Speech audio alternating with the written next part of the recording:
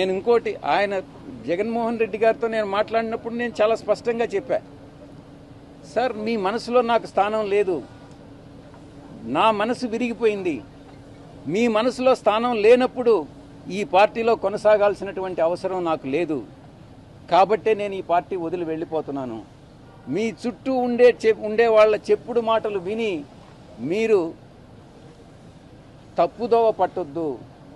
మీకు ఎవరు నిజాలు చెప్తున్నారు, ఎవరు అబద్ధాలు చెప్తున్నారు అన్నటువంటిది మీరు పూర్తిగా అర్థం చేసుకోండి. అర్థం చేసుకొని మీరు నిర్ణయాలు తీసుకోండి. అప్పుడు మీరు ప్రజలకు ఉపయోగపడతారు.